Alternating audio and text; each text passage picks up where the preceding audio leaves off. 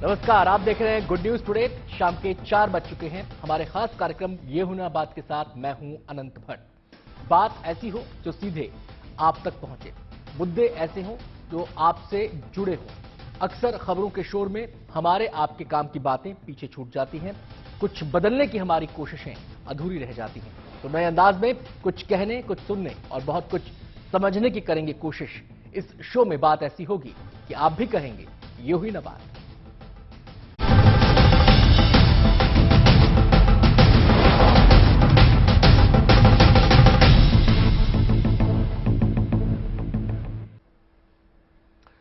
WhatsApp आज हमारी कितनी बड़ी जरूरत है, ये किसी से छिपा नहीं है।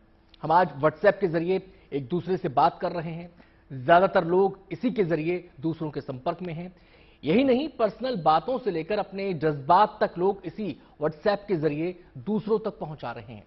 लेकिन लगता है व्हाट्सएप को ठगों की नजर लग गई है। व्हाट्सएप पर कुछ दिनों से इंटरनेशनल स्पैम कॉल्स की बाढ़ आ गई है। ठग ना जाने कैसे अब व्हाट्सएप यूजर्स को निशाना बना रहे हैं।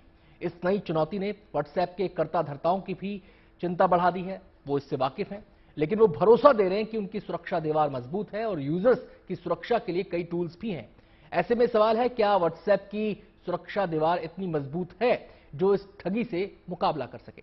आखिर साइबर ठगों के इस नए हथियार से कैसे बचा जा सकता है? ऐसे ही तमाम सवालों की आज हम पड़ताल करेंगे। एक्सपर्ट्स का पूरा पैनल हमारे साथ इस चर्चा में शामिल रहेगा, लेकिन अपने एक्सपर्ट्स से हम बातचीत करें उससे पहले ये रिपोर्ट देख लेते हैं।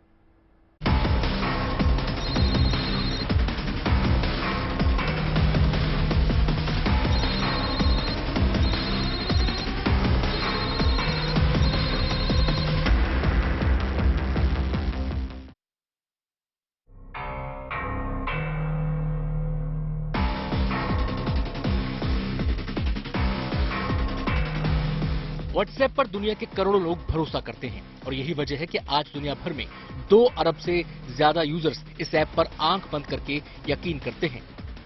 लेकिन हाल फिलहाल में कुछ ऐसा हुआ है जिसने व्हाट्सएप को लेकर चिंताएं बढ़ाई हैं। दरअसल व्हाट्सएप पर हाल फिलहाल अनचाही इंटरनेशनल कॉल्स और लोगों को ठगी के जाल में फंसाने वाले मैसेज आने से लोग सुरक्षा को लेकर टेंशन में आ गए हैं।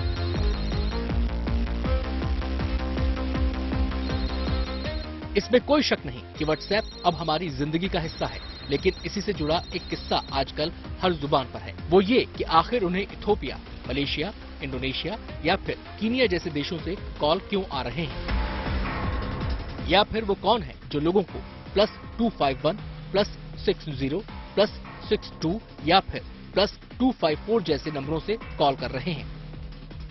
सवाल ये भी है, क्या इंटरनेशनल ठगों के हाथ हमारे मोबाइल नंबर लग चुके हैं और क्या हम उनका अगला निशाना है? व्हाट्सएप की सुरक्षा में सेंध बिल्कुल संभव है। पहले भी हमने पेगासस वगैरह के समय पर देखा है कि व्हाट्सएप में के माध्यम से ही अक्सर ये पेगासस की एंट्री कराई गई थी और अभी लगातार इंटरनेशनल नंबरों से वीओआईपी कॉल्स व्हाट्सएप पर आ रही हैं, जिसमें मिस कॉल्स भी हैं।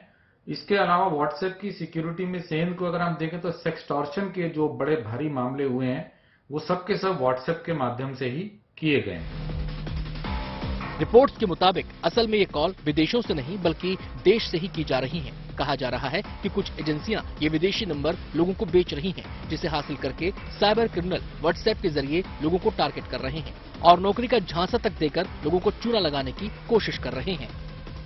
ये जो कॉल्स आ रही हैं, अगर एक बार वो कॉल आपके नंबर पर आ गई, चाहे वो मिस कॉल ही है, इससे ये क्लियर हो जाता है कि वो फोन नंबर व्हाट्सएप पर एक्टिव है और उस पर अब मैसेजेस, एडवर्टाइजिंग और क्रिमिनल्स भी उन नंबर्स को यूज कर रहे हैं सेक्सटॉर्शन और दूसरे लिंक्स वगैरह भेजने के लिए। ऐसा भी नहीं है कि इंटरनेशनल कॉल्स और ठगी के इस खेल को लेकर व्हाट्सएप गंभीर नहीं है। व्हाट्सएप ने बयान जारी कर साफ किया है कि यूजर्स की गोपनीयता की सुरक्षा मेटा और व्हाट्सएप के लिए सबसे ऊपर है। कंपनी ने कहा है, हमारी हर गतिविधि यूजर्स को ध्यान में रखकर होती है। हम यूजर्स की सुरक्षा के सरकार के उद्देश्यों से पूरी तरह से जुड़े हुए हैं। बयान में आगे कहा गया है कि यूजर्स की सुरक्षा के लिए व्हाट्सएप हमेशा तैयार है और यूजर्स को कई तरह के सेफ्टी टूल मुहैया कराए जा रहे हैं, जिनमें ब्लॉक और रिपोर्ट का विकल्प भी है। व्हाट्सएप ने भले ही लोगों को उनके डेटा और संदिग्ध कॉल्स की रोकथाम का भरोसा दिलाया हो, लेकिन कुछ सवाल लोगों को परेशान कर रहे हैं। सवाल ये है, आखिर ठग व्हाट्सएप को अपनी ठगी वाले मंसूबों का अड्डा क्यों बना रहे हैं? डिजिटल दुनिया तकनीक की दुनिया है। यहाँ वक्त के साथ बदलाव होते रहते हैं और बदलाव के साथ नई नई चुनौतियां भी सिर उठाती रहती हैं। व्हाट्सएप इंटरनेशनल कॉल्स का ये रैकेट ऐसी ही नई चुनौती है। कंपनी इस नई चुनौती से निपटने के लिए सुरक्षा दीवार मजबूत होने का दावा कर रही है, लेकिन साइबर ठग भी कम शातिर नहीं है। ऐसे में हमारा आपका सतर्क रहना जरूरी है। इस रिपोर्ट को लाने का हमारा एक मकसद है और मकसद ये है कि आप इस तरह जागरूक रहें, अनजान नंबरों पर जवाब ना दें। अगर कोई आपसे आपकी अकाउंट डिटेल्स मांगता है तो उसे साझा ना करें। कोई रैंडम लिंक भेजता है, वेब लिंक भेजता है, उसे क्लिक ना करें और पूरी तरह से सजग रहें। ये विशेष रिपोर्ट लेकर दिल्ली से गिरीश के साथ मैं Ashutosh Mishra, good news today. और तमाम पहलुओं पर बातचीत करने के लिए हमारे साथ एक्सपर्ट्स का पैनल मौजूद है। एक्सपर्ट्स से हम अपना आपका परिचय करा दें। हमारे साथ इस समय मौजूद हैं अमित मल्होत्रा जी, जो कि साइबर क्राइम इन्वेस्टिगेशन स्पेशलिस्ट हैं। इसके अलावा विराग गुप्ता जी हमारे साथ मौजूद हैं, जो कि लॉयर भी हैं और साइबर एक्सपर्ट भी हैं। वेद भूषण जी, दिल्ली पुलिस के फॉर्मर एसीपी, हमारे साथ जुड़ चुके हैं। इसके अलावा सनी नेहरा, जो कि फाउंडर हैं हैक्स एंड सिक्योरिटी के। सभी मेहमानों का बहुत बहुत स्वागत है और चर्चा की शुरुआत मैं सनी से करना चाहूंगा। सनी, व्हाट्सएप के बारे में जो क्लेम करती है कंपनी और जो कहा जाता है इसके बारे में, इसकी सिक्योरिटी के बारे में, इसकी फायरवॉल्स के बारे में, इसके सिक्योरिटी टूल्स के बारे में कि एंड टू एंड इंक्रिप्शन इसमें होता है, ये एंड टू एंड इंक्रिप्शन क्या चीज है, इसको जरा सिंप्लीफाई करके समझाइए हमारे दर्शकों को। और दूसरी बात ये, क्या इसको ब्रेक किया जा सकता है, क्या इसमें सिक्योरिटी ब्रीच हो सकती है? जी देखिए, एंड टू एंड एनक्रिप्शन का मतलब बेसिकली ये है कि मैं जो मैसेज भेज रहा हूँ आपको व्हाट्सएप पर, वो बीच में कोई तीसरा पर्सन नहीं पढ़ सकता है। मेरे फोन से वो एनक्रिप्ट होगा और आपके फोन पे वो यूं का यूं जैसा होना चाहिए वैसा डिक्रिप्ट हो जाएगा ओरिजिनल फॉर्म में। तो उसका सिंपल भाषा में मतलब ये है, जो व्हाट्सएप है या जो ज्यादातर जो कंपनी जो end to end encryption use करती हैं, वो बेसिकली वही एंड टू एंड एनक्रिप्शन है जो सिग्नल कंपनी यूज करती है, जो बेसिकली बनाया ही उनके द्वारा गया है एक तरीके से। जी। तो basically end to end encryption की भी जब बात आती है तो ये डिपेंड करता है कि उस चीज का इम्प्लीमेंटेशन का ऑडिट कितना ज्यादा हो रहा है और उसमें हैकर्स किस लेवल के लूपहोल्स ढूंढ पाते हैं। अब देखिए, उसे बाईपास करना थोड़ा सा हार्ड रहेगा, क्योंकि मैं मानता हूँ कि उसका बहुत अच्छा ऑडिट होता है और बहुत अच्छा इम्प्लीमेंटेशन है। लेकिन अगर हम थर्ड पार्टी लूप होल्स देखें, जैसे कि पैक्सस की बात हुई अभी, पैक्सस बेसिकली क्या करता था, आपके पूरे फोन को ही हैक कर लेता था और वो भी व्हाट्सएप के मिस कॉल के थ्रू उसका इंजेक्शन होता था, 2019 वाला जो उसका वर्जन था। तो ऐसे केस में अगर आपका फोन ही हैक हो गया, माइक्रोफोन ही पूरा हैक हो गया, तो एंड टू एंड एनक्रिप्शन क्या ही करेगा फिर वहां पे। और बात आती है, देखिए जीरो डे लूपहोल्स हर जगह आते हैं। व्हाट्सएप में भी बहुत सारे जीरो डे लूपहोल्स हमने देखे हैं जो अलग अलग रिसर्चर्स ने ढूंढे हैं, जिनको बल्क में मिसयूज भी किया गया है।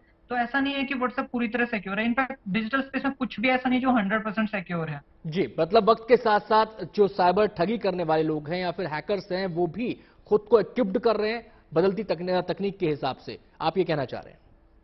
हाँ जी बिल्कुल। तो ऐसे में सजग रहना जरूरी हो जाता है। हम सीधे अमित मल्होत्रा जी का रुख करेंगे, जो कि साइबर क्राइम इन्वेस्टिगेशन स्पेशलिस्ट हैं। अमित जी, अब एक सवाल लोगों के जहन में ये आ रहा है कि ये व्हाट्सएप पर जो इंटरनेशनल कॉल्स आ रहे हैं, इंटरनेशनल नंबर से जो कॉल आ रहे हैं, क्या इसे सिक्योरिटी ब्रीच माना जाए, पहली बात, या फिर ये वैसे ही कॉल हैं जैसे हमारे सिंपल फोन पे आते हैं टेलीमार्केटिंग वालों के, उनके पास डेटा चला जाता है, वो लिस्टिंग करते हैं, वो अप्रोच करते हैं, वो रीच करते हैं, लोगों को कॉल करते हैं अलग अलग उद्देश्यों से। क्या ये भी उसी तरीके का मोडस ऑपरेंडी है या फिर ये कुछ अलग है? सर बेसिकली क्या है कि जितने भी व्हाट्सएप पे कॉल्स आते हैं आजकल, क्रिमिनल्स जो है इस चीज का बहुत फायदा उठा रहे हैं। इंटरनेशनल फोन नंबर एक मिल जाता है, वॉइस कॉल के थ्रू इसके ऊपर कॉलिंग होती है। तो ये काफी सारी कंपनीज हैं, जैसे सेकंड लाइन हो गया या टू वे लाइन्स होगी, तो काफी सारे एसपी इस टाइप की एप्स हैं। तो उनके थ्रू आप अपना ईमेल आईडी डाल के सिंपल एक रजिस्टर कर सकते हैं और आपको एक टेम्परेरी फोन नंबर मिल जाएगा। आप उस फोन नंबर को व्हाट्सएप पे कॉन्फ़िगर कर सकते हैं। कॉन्फ़िगर करने के बाद आपकी व्हाट्सएप से कहीं पे भी आप ऑल ओवर वर्ल्ड में कहीं पे भी कॉल कर सकते हो, इनकमिंग ले सकते हो। तो जितने भी क्रिमिनल्स वगैरह हैं आजकल इस चीज का ज्यादा प्रयोग कर रहे हैं, ताकि उनको क्या है कि अपनी सिक्योरिटी को बढ़ाना है, ताकि कोई उनको ट्रैक ना कर सके। बेसिकली ट्रैक क्यों नहीं कर पाता कोई, क्योंकि जितने भी ये इंटरनेशनल फोन नंबर वाली कंपनीज हैं, इनका कोई भी नोडल ऑफिसर नहीं है। तो कोई भी नोडल ऑफिसर कोई भी डेटा प्रोवाइड नहीं करा पाता। सिंपल आप कोई भी साइट पे जाइए, कोई भी ऐप पे जाइए, जाके अपना ईमेल आईडी डालिए, जस्ट ईमेल आईडी से वेरिफिकेशन होती है। और ईमेल आईडी डाल के आपको एक टेम्परेरी फोन नंबर दे दिया जाता है, उसको आप व्हाट्सएप पे कॉन्फ़िगर करें। जी कॉन्फ़िगर करने के बाद आप उससे जो करना चाहते करें। तो इस चीज का आजकल एक्सटॉर्शन में, लोगों को धमकाने में या पैसा मांगने में, किडनैपिंग में, इस टाइप की चीजों में ज्यादा यूज हो रहा है, जी क्योंकि इसका कोई भी पीछे नोडल ऑफिसर ट्रैकेबल नहीं है। जी अमित जी, यहां पर अब ये समझना चाहेंगे कि ये जो इंटरनेशनल नंबर से कॉल्स आ रहे हैं, लोगों के जहन में ये भी सवाल है, ये भी कहा जा रहा है कि ये कहीं विदेश से नहीं आ रहे हैं, ये यहीं बैठे जो साइबर ठग है वो कर रहे हैं, और क्या ये विदेश से भी आ सकते हैं? दोनों ही बातें हैं, क्या इसमें कौन सी बात सर आपको? जी 90, हाँ जी, 99% जो है ये इंडिया से कॉल आ रहे हैं, लोकल कॉल आ रहे हैं। जैसे कि जो हमारे क्रिमिनल्स ऐसा तो वो क्या कर रहे हैं, जेल में बैठ के भी इन इक्विपमेंट्स को यूज करके, इन सॉफ्टवेयर को यूज करके, इन ऐप्स को यूज करके अपना एक्सटॉर्शन मांग रहे हैं और सारा क्राइम अंदर से चला रहे हैं। और इस टाइप से काफी सारे लोग हैं जिनके पास कोई समाधान नहीं होता, वो सिंपल इस चीज को ना लेके डाल देते हैं ताकि वो कहीं पे भी ट्रैकेबल ना रहे। चलिए, तो मैं ये सीधे 99% जी कॉल जो लोकल है। मैं विराग जी का यहां पर रुख करना चाहूं। विराग जी, अमित जी ने जो लिमिटेशंस रखी हैं और जो चुनौतियां सामने रखी हैं, उसको देखते हुए हम आपसे जानना ही चाह रहे हैं कि जो हमारा साइबर लॉ है, जो हमारा डिजिटल दुनिया से जुड़े लॉ हैं, आईटी एक्ट के तहत तमाम ये चीजें गवर्न होती हैं, क्या वो उतना इक्विप्ड है कि इस किस्म की बातों को टैकल कर सके? क्योंकि जिस तरीके से नंबर हासिल किया जा रहा है, वो कह रहे हैं कि इसका कोई नोडल ऑफिसर नहीं है, इसलिए ट्रैक एंड ट्रेस करना बहुत मुश्किल हो जाता है। तो कानूनी नजरिए से ये कितना बड़ा चैलेंज है? देखिए, के.एन. गोविंदाचार्य का मामला दिल्ली हाई कोर्ट में था, जिस पर मैंने बहस की थी, और 2013 में दिल्ली हाई कोर्ट ने आदेश दिया था, जिसको राज्य और केंद्र सरकार सभी को स्वीकार करना था। उसके अनुसार सारी कंपनियों को, उसमें फेसबुक, गूगल, ट्विटर 3 पार्टियां थी, इन सारे लोगों को भारत में शिकायत अधिकारी नियुक्त करना था। वो 2011 के नियमों के अनुसार वो आदेश हुआ था। उसके बाद 2021 के नियम बन गए हैं, लेकिन अभी तक पूरे देश में गफलत का माहौल है। और इस मामले में केंद्रीय मंत्री का बयान आया है, उन्होंने बोला है कि हम व्हाट्सएप से जवाब मांग रहे हैं, जी पर 2 सवाल खड़े होते हैं। पहला, व्हाट्सएप मतलब किससे सवाल कर रहे हैं, किससे जवाब मांग रहे हैं? अगर भारत में उस कंपनी के ऑफिस है, भारत में उस कंपनी के शिकायत अधिकारी हैं, तो भारत की कंपनी के अफसर से बुला करके क्यों नहीं पूछताछ की जाती है, क्यों नहीं जवाब मांगा जाता है? विदेशी उसकी जो है, क्योंकि भाभी हम सब लोग देख रहे हैं कि एक एक पूछ का फुल पेज विज्ञापन आ रहा है, जी और वो सिर्फ व्हाट्सएप लिखा रहता है। ये नहीं पता रहता है कि व्हाट्सएप की अमेरिकन कंपनी है कि व्हाट्सएप की इंडियन कंपनी है। तो यहां पर एक बहुत बड़े सिद्धांत का उल्लंघन होता है संविधान का, वो है पॉल्यूटर पेज प्रिंसिपल, जो करे वो भरे। तो इस पूरे प्रोसेस में समझने के लिए 2 बातें, नंबर 1 कि किससे जवाब मांगा जा रहा है, नंबर 2 किस कानून के तहत मांगा जा रहा है। ये बात हमने कोर्ट के सामने पेश की है कि पिछले 7 सालों से फेसबुक और व्हाट्सएप गैर कानूनी तरीके से डेटा का इंटीग्रेशन करते हैं। व्हाट्सएप भारत में सबसे बड़ा प्लेटफॉर्म है, डिजिटल प्लेटफॉर्म है, जहां पर लगभग 48.7 करोड़ लोग हैं और पूरे विश्व में 2.25 अरब उनके ग्राहक हैं। और इस में जो मंथली रिपोर्ट देते हैं 2021 के जी नियमों के तहत, तो फरवरी में उन्होंने 45.97 लाख जो गलत अकाउंट डिलीट किए, उसके बाद अगले महीने में फिर 47.15 लाख अकाउंट डिलीट किए। सवाल जी इस बात का है कि ये लाखों अकाउंट फर्जी आ रहे हैं, इसका मतलब कि कंपनी अपनी जिम्मेदारियों को पूरा करने में, कानूनी जिम्मेदारियों को पूरा जी करने में विफल है। मैं वो विराग जी बात आपके पास आता हूं। वेद भूषण जी का मैं यहां पे रुख करना चाहूंगा। वेद भूषण जी, क्राइम वक्त के साथ बदल रहा है, उसका नेचर बदल रहा है, उसके तौर तरीके बदल रहे हैं, और ऐसे में सवाल ये होता है कि पुलिस कितनी इक्विप्ड है। अब अमित जी ने बताया कि ये जो इंटरनेशनल नंबर्स होते हैं, ये बड़ी आसानी से मिल जाते हैं, उनको फिर सिंक्रोनाइज कर लिया जाता है, उनके जरिए फिर पूरा का पूरा नेक्सस ऑपरेट किया जाता है। ऐसे में पुलिस के सामने क्या चुनौती है? पुलिस ऐसा करने वालों के गिरेबान तक कैसे पहुंचे, उन्हें ट्रैक कैसे करे, उन्हें ट्रेस कैसे करे? ये कितना बड़ा चैलेंज पुलिस के लिए बनता जा रहा है, और क्या ऐसे मामलों की पड़ताल के दौरान ऐसे लोग जो इस किस्म के नेक्सस का इस्तेमाल कर रहे हैं वो पकड़ में आए हैं कभी? आनंद जी, कोविड के बाद में जी करोड़ों की तादाद में वर्ल्ड के अंदर, पूरी दुनिया के अंदर इंटरनेट के यूजर्स बढ़े हैं, और तमाम तरह की एक्टिविटी, चाहे फाइनेंशियल एक्टिविटीज हो, चाहे एजुकेशन से रिलेटेड हो, मीडिया से रिलेटेड, तमाम जो चीजें हैं इंटरनेट के माध्यम से हो रही हैं। ये इंडिया की प्रॉब्लम नहीं है, वर्ल्ड वाइड प्रॉब्लम है। पूरी दुनिया इस स्थिति को झेल रही है। आपने पीछे देखा होगा एम्स के किस तरह से हैकिंग, 2 बार उनके सिस्टम को हैक कर लिया गया।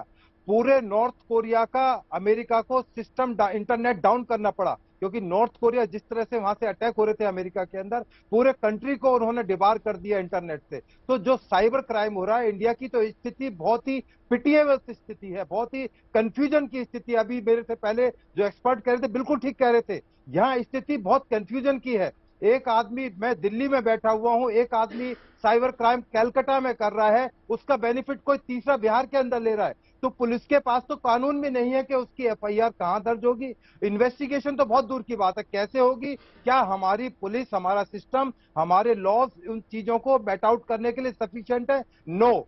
जो आईटी एक्ट हमें बनाकर दिया गया है वो आज की डेट में इर्रेलीवेंट हो चुका है, तमाम सेक्शंस अवेलेबल है।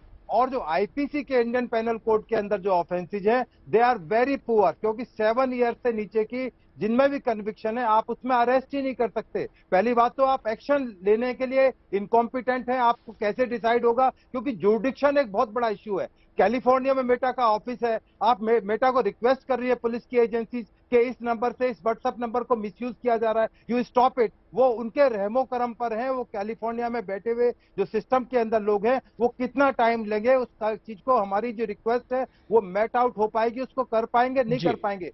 सबसे बड़ा जो खतरा है वो साइबर टेररिज्म को है, सेक्सुअल, रेशियल, रिलीजन, ये तमाम चीजें तो है ही है। इसके अलावा जो सबसे बड़ा खतरा है पूरे देश को, पूरी दुनिया को, वो साइबर टेररिज्म से। मैं आता हूं वेद जी आपके पास, मैं सनी जी का यहां पे रुख करना चाहूंगा। सनी जी, ये जब से इंटरनेशनल कॉल्स का सिलसिला शुरू हुआ है उसके बाद व्हाट्सएप की तरफ से भी क्लैरिफिकेशन आया है। उनका कहना यह है कि जो यूजर्स की सिक्योरिटी है, उनकी जो प्रिवेसी है, वो सबसे बड़ी प्रायोरिटी है, वो उसको सबसे ऊपर रखते हैं।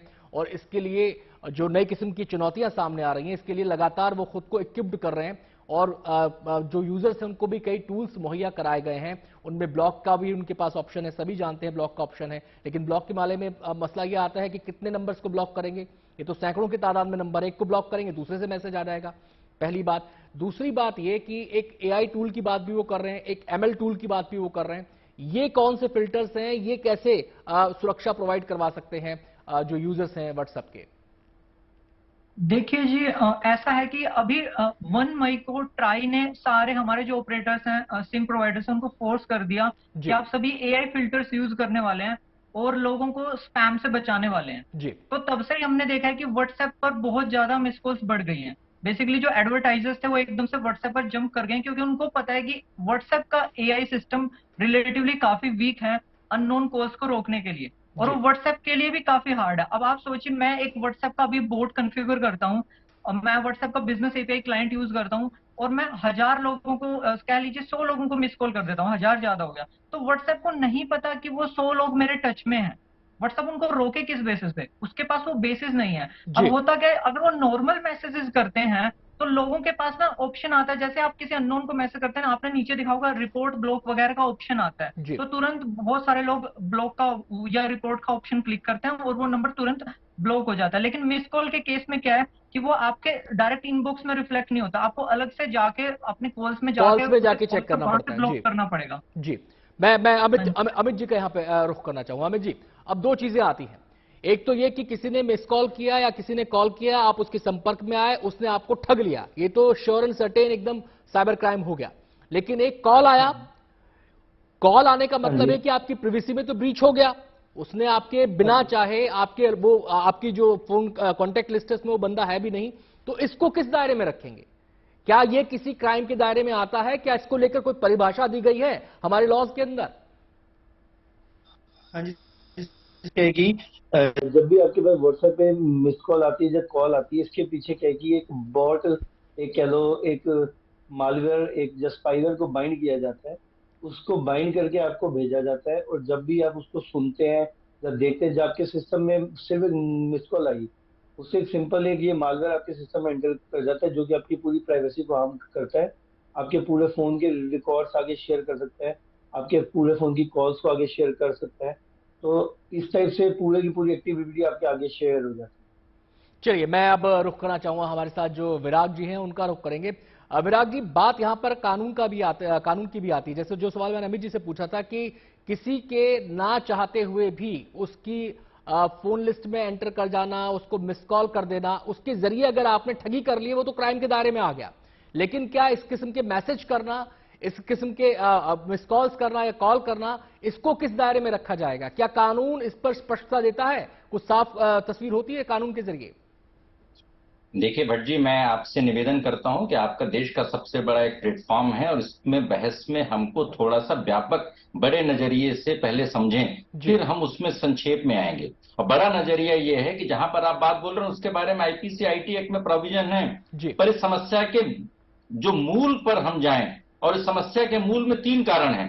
पहला कि व्हाट्सएप और फेसबुक जैसी कंपनियां डेटा का गैर कानूनी बिक्री करती हैं, जिसकी वजह से लोगों का डेटा मार्केट में उपलब्ध है, यह समस्या का मूल कारण है। दूसरा कि भारत के नियम कानून का पालन करके ये लोग भारत में अपना ऑफिस अपॉइंट नहीं खोलती हैं, भारत में ग्रीवांस ऑफिसर अपॉइंट नहीं करती हैं, सरकार और पुलिस को विदेशों में कांटेक्ट करना पड़ता है, ये दूसरा है। तीसरा कि कानूनी जवाबदेही से नहीं बचा जा सकता है अगर ये आर्टिफिशियल इंटेलिजेंस का इस्तेमाल करें या किसी चीज का इस्तेमाल करें। आप भारत से विश्व का सबसे बड़ा बाजार बनाकर खरबों रुपए वहां से कमाते हैं, और जब कानूनी जवाबदेही की बात आती है तो आर्टिफिशियल इंटेलिजेंस के ऊपर अपना पूरा ठीकरा ठोकने की कोशिश करते हैं। तो इस पूरे बड़े व्यापक तस्वीर को देखेंगे कि व्हाट्सएप का जो पूरा सिस्टम है, वो पूरा सिस्टम एक विदेशी प्लेटफॉर्म ने भारत के पूरे तंत्र पर एक कब्जा कर लिया है, और हमारा कानून उसके सामने बौना है। और जब सरकार बोलती है कि हम उनसे जवाब मांगेंगे, तो यह मालूम नहीं है कि किस कानून से मांगेंगे, क्योंकि सुप्रीम कोर्ट के सामने सरकार ने हलफनामा दिया है कि कानून हमारा बन रहा है। पिछले 7 सालों से सुप्रीम कोर्ट के फैसले के बावजूद डेटा प्रोटेक्शन कानून भारत में नहीं बना।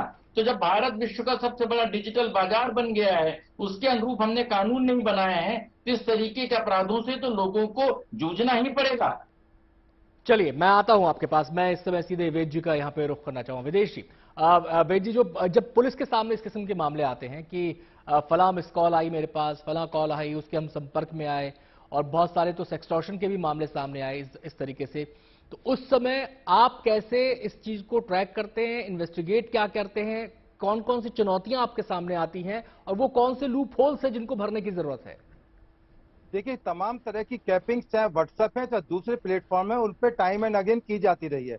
आज आपने देखा होगा हिंदुस्तान के तमाम अखबारों के अंदर व्हाट्सएप को कैसे सेफ रखा जाए उसके बारे में डूज एंड डोंट डूज बताए गए, क्योंकि वहां कुछ ना कुछ ऐसी स्थिति खराब है जिस वजह से पूरे हिंदुस्तान को अलर्ट पर एक तरह से मान के चला जाए कि रखा गया है।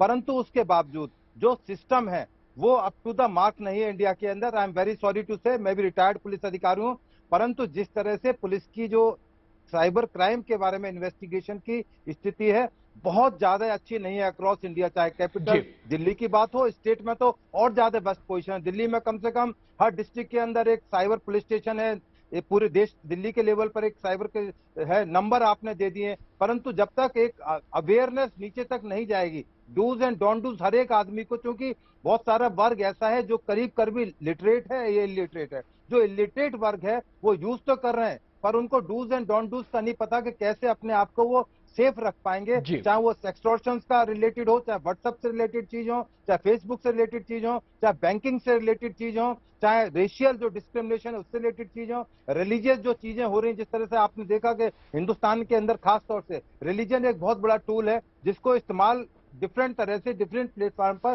सोशल मीडिया के द्वारा किया जाता रहा है। तो ये कैपिंग कैसे की जाए, ये सरकार के लिए बहुत बड़ा चैलेंज है, एक पूरे वर्ल्ड के लिए चैलेंज है, क्योंकि जो जिस तरह से इंडिया नहीं अमेरिका में जिस तरह से क्राइम की स्थिति आप देखेंगे, मैं पीछे अमेरिका गया था, जिस तरह से वहां पर आपका पैसा तुरंत सेकंड्स के अंदर डाइवर्ट हो जाता है आपकी एक छोटी सी भूल से। एक AT&T कंपनी, यदि आपने AT&T कंपनी केवल देख के अपना पैसा डाल दिया कि मेरा मोबाइल रिचार्ज हो जाएगा, पता लगा आपकी छोटी सी उसमें एक लाइन थी जिसकी वजह से पैसा और कहीं डाइवर्ट हो गया। तो इस तरह से जब तक आप पूरी तरह से एक गाइडलाइन तैयार एक जमीन तक उस मैसेज को, चाहे आपके माध्यम से चाहे सरकारें, अब आप देखें कि बहुत सारे ऐसे चीजें हैं जिस पर लिखा है government.co.in, लगता है जैसे गवर्नमेंट की कोई साइट चल रही है, आप तुरंत उस पर क्लिक कर जाते हैं, अब आप उसी के अंदर ठगी का शिकार हो जाते हैं। लोग ट्रस्ट करते हैं कि शायद गवर्नमेंट का इसमें नाम लिखा हुआ है gov.co.in, इस तरह की बहुत सारी चीजें हैं, बड़ी बड़ी मल्टीनेशनल कंपनीज हैं। मतलब एक होलिस्टिक व्यू इस पर लेना पड़ेगा और उसके हिसाब से जो समय बदल रहा है, क्राइम का नेचर बदल रहा है, उसके हिसाब से चीजों को तैयार करना पड़ेगा। यहाँ पर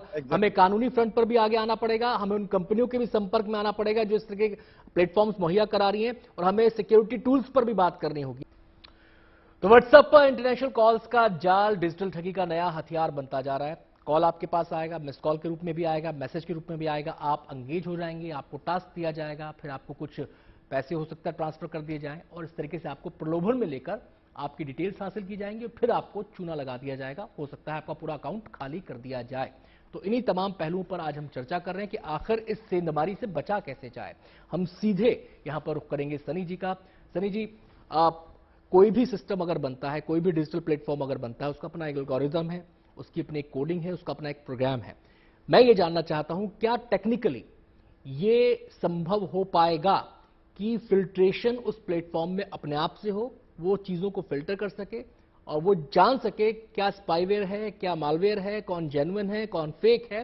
क्या टेक्निकली ये पॉसिबल हो सकता है? जी देखिए, अगर हम अब व्हाट्सएप के या फेसबुक के या गूगल के किसी भी एआई की बात करें, देखिए व्हाट्सएप का जो एआई है वही फेसबुक का एआई है, एक ही कंपनी है वो।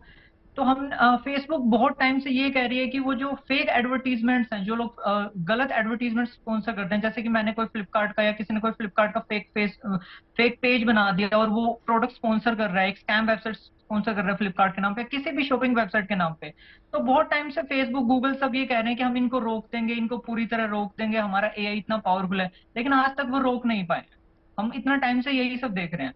तो अगेन यही चीज यहाँ पे मिस कॉल्स में होने वाली है। ये कहेंगे कि हम इन्हें पूरी तरह से रोक देंगे, थोड़ा बहुत इफेक्ट होगा, लेकिन मुझे नहीं लगता कि इसे पूरी तरह से रोक मैं पाएंगे। आपसे जानना चाह रहा हूं क्या ऐसे टूल्स, डिजिटल टूल्स विकसित किए जा सकते हैं इन प्लेटफॉर्म्स पर जो इसमें कारगर हो? क्या ये पॉसिबल है? मैं ये जानना चाहता हूं, इस पॉसिबिलिटी पे मैं बात करना चाह रहा हूं, क्या ये पॉसिबल है? या जो टूल्स अभी यूजर्स को दिए गए हैं उसमें ब्लॉक का है, उसमें रिपोर्ट का है, क्या ये कारगर है? हाँ जी, देखिए जो मैनुअल टूल्स है, जो हमें ब्लॉक दिया गया, रिपोर्ट दिया गया, अगर बहुत सारे लोग एक नंबर को रिपोर्ट करते हैं या ब्लॉक कर देते हैं तो व्हाट्सएप का एआई सिस्टम उसे डिटेक्ट कर लेता है और उसे बंद कर देता है। लेकिन जो ये एडवर्टाइजर्स हैं और जो स्कैमर्स हैं, इनके पास इतने सारे वर्चुअल नंबर्स हैं, इतने सारे फेक नंबर्स हैं, इनको लेना भी बहुत ईजी है, बहुत ही चीप रेट में मिल जाते हैं। तो किस किस को यूजर्स ब्लॉक कराएंगे? इतनी देर में वो ब्लॉक करते हैं, इतने वो मैसेज बहुत लोगों को जा चुका होता है। चलिए मैं अमित जी का यहां पर रुख करना चाहूंगा। अमित जी, अब जो एक तकनीकी जो इसकी लिमिटेशंस हैं वो तो सनी जी बता रहे हैं उसके बारे में कि कहां कहां क्या क्या हो सकता है, क्या क्या कमजोरियां हैं, लूपहोल से किनको भरा जा सकता है, वो तो बात हुई तकनीकी, जो जिस समय होगी तब होगी। लेकिन यहां पर बात आती है यूजर्स की, जो एंड यूजर है, उसके लिए सतर्कता के कौन से पॉइंट हो सकते हैं जो वो इस प्रकार के जाल में फंसने से बचे? वो क्या क्या कदम उठाए, वो कैसे सतर्क रहे, वो कैसे जागरूक रहे? बेसिकली एंड यूजर के लिए मैं यही कहना चाहूंगा कि जितने भी इंटरनेशनल फोन नंबर से अगर कॉल्स आती है, अगर उनका कोई बाहर रिलेटिव नहीं, जब बाहर इतनी कन्वर्सेशन नहीं होती है, तो जितने भी अननोन सोर्सेज से उनको कॉल आती है, इंटरनेशनल फोन नंबर से कॉल आती है, उनको इधर उठाना अवॉइड करें वो, और ज्यादातर मतलब इससे नंबर को ब्लॉक करें। और कोई भी अगर मैसेज आता है तो मैसेज तक कुछ भी रिस्पॉन्ड ना दें वो उसको, ठीक है। और अपनी सेफ्टी की कहते हैं कि कुछ ग्लास वायर टाइप जब कुछ इस टाइप के टूल्स है जो कि आपके कंटेंट में, आपके मोबाइल फोन के अंदर, आपके कंप्यूटर के अंदर जितने भी मैलिशियस मालवेयर वगैरह आते हैं उनको ब्लॉक करता है। उस टाइप के सॉफ्टवेयर का यूज करें ताकि कभी भी आपके इंटरनेट पे कोई भी इनकमिंग आता है मालवेयर या स्पाईवेयर का, ताकि हम उसको ब्लॉक कर सके। हमारी एक्सेप्टेंस के बिना उसके ऊपर इधर एग्री ना करें। एग्री ना करने से क्या कि मालवेयर ज्यादा स्पाईवेयर हमारे सिस्टम में एंटर नहीं कर पाएगा और हम अपने आप सेफ एंड सिक्योर। क्या फोन में भी कुछ ऐसी सेटिंग्स होती हैं जो इस एक अपने ब्लॉकेज का काम कर सके? हाँ जी सर, हाँ जी, इस टाइप के टूल्स होते हैं जो कि फोन में हमारी फिल्ट्रेशन का काम करते हैं, जो कि मालवेयर, स्पाईवेयर, ट्रोजन हॉर्सेस, इनसे सबको रोकता है। तो बट पूरा तरह से 100% तो नहीं रोक पाता, लेकिन काफी हद तक रोक लेता है, ताकि जो भी बड़े स्पाईवेयर वगैरह मालवेयर होते हैं उनको रोक सकते हैं। जी, यानी कि उन सेटिंग्स के बारे में भी यूजर्स को जानकारी होनी चाहिए, चाहे वो कोई भी सोशल मीडिया प्लेटफॉर्म इस्तेमाल कर रहे हैं, तो उन सेटिंग्स को अगर वो ऑन करेंगे तो वो बच सकते हैं। हमें थोड़ा सा साइबर अवेयर होना चाहिए जी। अगर हमें थोड़ा सा भी साइबर अवेयर होंगे तो हम अपनी सुरक्षा खुद कर सकते हैं जी। विराग जी, अब सवाल ये उठता है कि कानूनी नजरिए से, लॉ की दृष्टि से, इस बदलते साइबर क्राइम के नेचर को देखते हुए वो कौन कौन से बदलाव हैं जिससे कि हमारी पुलिस भी इक्विप्ड हो, पुलिस हमारी मजबूत हो, लीगली वो मजबूत हो जाए? वो कौन से बदलाव आप सुझा सकते हैं? देखिए, ऐसा है कि जो डिजिटल जगत में अपराध हो रहे हैं उसमें हमारी जो पुलिस व्यवस्था है वो पूरी तरह से अप्रासंगिक हो गई है। जैसे पाकिस्तान बॉर्डर में आप वहां के जो एसएचओ से बोलें कि पाकिस्तान हमला कर दे तो एसएचओ वहां पर बचाव कर ले, या लोग अपना खुद बचाव कर लें, तो डिजिटल आतंकवाद जो नया है, फ्रॉड, क्राइम्स सारे हो रहे हैं, ये अंतर्राष्ट्रीय स्तर पर हो रहे हैं। और जो हमारे थाने की व्यवस्था है, क्योंकि संविधान के हिसाब से पुलिस राज्यों का विषय है और ये जो अपराधी हैं ये अंतर्राज्यीय और अंतर्राष्ट्रीय हैं, तो जब तक कोई चीज पता चलती है तब तक वो वेश बदल के मारीच की तरह दूसरे तरीके से आ जाते हैं। तो डिजिटल अपराधियों की दो क्वालिटी है, पहला वो मारीच हैं, वेश बदल देते हैं, दूसरा वो रक्त बीज की तरह फैले रहते हैं। इसलिए उनको रोकना आम जनता के लिए या और उन पर कार्रवाई करना पुलिस के लिए लगभग असंभव है। सरकार भी उसमें बहुत ज्यादा नहीं कर सकती है, लेकिन जो कर सकती है वो किया नहीं जा रहा है। और इस अपराध के 4 चरण हैं। पहला चरण ये है कि लोगों का डेटा बिक रहा है, दूसरा चरण ये है कि इनका जो सिस्टम है वो कमजोर है, तीसरा चरण ये है कि मोबाइल के साथ बैंक खाते जुड़े हुए हैं, और चौथा चरण ये है कि लोग साइबर अपराध और चलिए, मैं फाइनल कमेंट वेदभूषण जी से करना चाहूंगा, क्योंकि जब कुछ हो जाता है तो शिकायत पुलिस के पास ही जाती है। अब ये बात अलग है कि पुलिस उसके लिए कितनी तैयार है मौजूदा चुनौतियों के लिए, लेकिन वेदभूषण जी, आपके नजरिए से सबसे पहली चोट अगर इसको समूल नष्ट करना है तो कहां करनी होगी? ये नेशनल क्राइम नहीं है, इंटरनेशनल प्रॉब्लम है, क्योंकि पुलिस जो है जो स्टेट का सब्जेक्ट है। परंतु ये जो क्राइम है, अभी आपने बहुत सारे कंट्रीज के, मलेशिया के और अफ्रीकन कंट्रीज के नाम लिए, तो ये जो क्रिमिनल है कुछ इंडिया में भी हैं, विदेशों के अंदर ही बैठे हैं, उनको आइडेंटिफाई, रिकॉग्नाइज करना है। परंतु सबसे बड़ा प्रॉब्लम है आनंद जी कि उनका ट्रायल कहां पर हो, कैसे उनका ट्रायल हो। ये मैंने तभी शुरू में बोला था, ये वर्ल्ड वाइड प्रॉब्लम है, ये केवल इंडिया के, दिल्ली के किसी पर्टिकुलर स्टेट की प्रॉब्लम नहीं है। जब तक इसके बारे में इंटरनेशनल लेवल पर कोई हार्ड डिसीजन नहीं होंगे इस तरह की चीजों के लिए, और तमाम कंट्रीज आपस में मिलकर, जैसे साइबर टेररिज्म की अभी बात चल रही है, तमाम जो स्टॉकिंग की बात चल रही है, तमाम फाइनेंशियल क्राइम हो रहे हैं, तब तक पूरी दुनिया में कोई ऐसा प्लेटफॉर्म नहीं तैयार होगा, तब तक इस चैलेंज को स्वीकार करना, उससे मिलना, मेट आउट करना, और तमाम चीजें कोर्ट कचहरी और अदालत की प्रक्रियाओं से गुजरना अपने आप बहुत बड़ा चैलेंज है। क्योंकि अभी तो इनका सही मायने में इंडिया में ट्रायल भी शुरू नहीं हुआ, क्योंकि जो एविडेंसेज हैं वो बड़े क्रिटिकल है, उनको कलेक्ट करना और कोर्ट में प्रोड्यूस करना, क्योंकि डिजिटल फॉर्म के अंदर वो तमाम एविडेंसेज हैं। जी, बहुत बहुत शुक्रिया वेदभूषण जी। तो चुनौती बड़ी है, लेकिन इस चुनौती का सामना सबको मिलकर करना है। उन कंपनीज को भी करना है जो सोशल मीडिया प्लेटफॉर्म को उपलब्ध करा रही हैं, उन यूजर्स को भी करना है जो इनका इस्तेमाल कर रहे हैं, पुलिस को भी करना है, और कानूनी नजरिए से भी इस दिशा में बहुत कुछ किया जाना बाकी है। और सबसे जो बड़ी बात है, सबसे जो पहली कड़ी है इस लड़ाई की, वो ये है सतर्क रहना है, सावधान रहना है। कार्यक्रम में आज इतना ही। तमाम मेहमानों का बहुत बहुत शुक्रिया हमारे साथ इस चर्चा में शामिल होने के लिए। अभी एक छोटा सा ब्रेक लेंगे, जाना कहीं नहीं है, आप देखते रहिए गुड न्यूज टुडे।